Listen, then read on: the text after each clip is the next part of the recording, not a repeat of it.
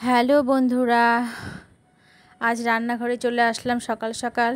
তো তোমরা সবাই আশা করছি ভালো আছো। দেখো, আজ আমি করব এই রুই মাছ। এগুলো সব ছোট ছোট রুই। রুই মাছ বেশি বড় না, মানে খুব ছোটো সাইজ, 300-400 হবে এরকম সাইজের রুই মাছ দুটো। তো দুটো মাছ আমি নিয়েছি। দুটো মাছের সব পিস নেইনি, কয়টা নিয়েছি।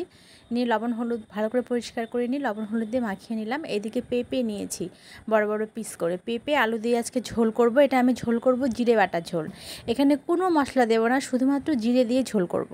দেখো আজকে রান্নাটা কেমন হতে চলেছে। অনেকে হয়তো এভাবে নিরামিষ ঝোল করে খাও, মাছ আবার নিরামিষ ঝোল মানে বলতেই তো মানে কেমন লাগছে, মাছ নিরামিষ ঝোল। তো দেখো জিরে দিয়ে ঝোল করব। দেখো কেমন লাগে, কেমন ভালো লাগলে অবশ্যই আমাকে কমেন্টে জানাবে, আর একবার হলেও করে খাবে।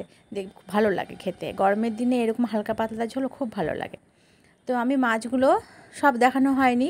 মাছগুলো আমি ফ্রাই করে তুলে নিয়েছি, ভালো মতো ভেজে নিয়েছি মাছগুলোকে।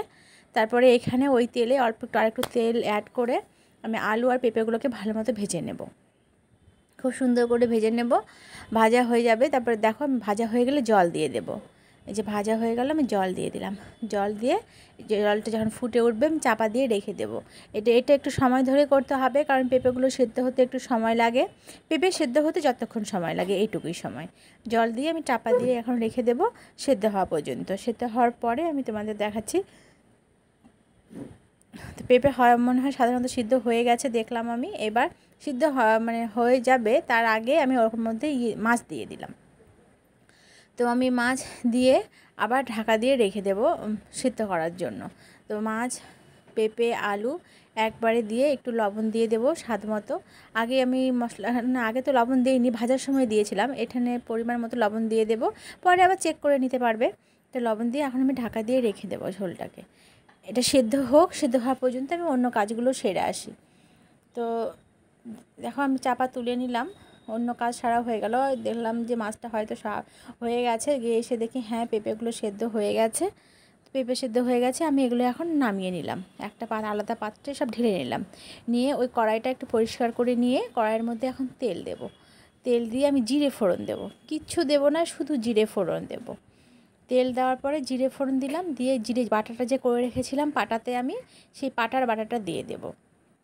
এখানে জিরের গুঁড়ো দিলে হয়, কিন্তু সবসময় রান্নাটা পাটাতে বেটে করবে, খেতে স্বাদ দুর্দান্ত হয়। জিরে বাটা ঝোল তো জিরে দিয়ে দিলাম। দিয়ে এখানে একটু শুকনো লঙ্কার গুঁড়ো দেবো। আর আমি ওখানে কাঁচা লঙ্কা বাটা দিয়েছিলাম, ঝোলটা যখন আমি ফুটাই তার মধ্যে কাঁচা লঙ্কা বাটা দিয়েছিলাম। তো আমি এখানে অল্প একটু শুকনো লঙ্কার গুঁড়ো দিলাম। আর কাঁচা লঙ্কাগুলো আমাদের ঝাল না তো, আর একটু ঝোল, এইগুলো ঝোল একটু নিরামিষ ঝোল, ঝাল না হলে ভালো লাগে না খেতে। এই লঙ্কাগুলো একদমই ঝাল ছিল না, সেই জন্য একটু শুকনো লঙ্কার গুঁড়ো দিলাম, না দিলেও হবে। দিয়ে একটা গোটা টমেটো দিয়ে দিয়েছি। দিয়ে একটু চাপা দিয়ে আমি টমেটোকে সিদ্ধ করে নিয়ে মশলাটাকে কষিয়ে নিয়েছি। নেওয়ার পরে ঝোলটা আমি দিয়ে দিলাম, যে মাছ ঝোল সহ যেটা করে রেখেছিলাম সেটা আমি এখানে ফোড়ন দিয়ে দিলাম। দেখো, ফোড়ন দিয়ে বেশি করে রান্না করতে হবে না, জাস্ট নাড়িয়ে চাড়িয়ে নিলে মানে টকবক করে যখন ফুটে উঠবে, তার মধ্যে একটু দেখে নিবে লবণ হয়েছে নাকি, লবণ চেক করে নিয়ে আর ভাজা জিরের গুঁড়ো দেবে নামানোর আগে। আর কিচ্ছু লাগবে না, এটা একদম জিরে বাটা পাতলা ঝোল পেঁপে। এভাবে করে খাবে। এরকম ছোট ছোট মাছগুলো সবজি দিয়ে ঝোল খেতে খুবই ভালো লাগে, মানে অসাধারণ লাগে। তোমরা একবার হলেও ট্রাই করে দেখো, খুব ভালো লাগবে খেতে। গ্রাম বাংলায় কিন্তু এইসব রান্নাগুলো সাধারণত হয়েই থাকে।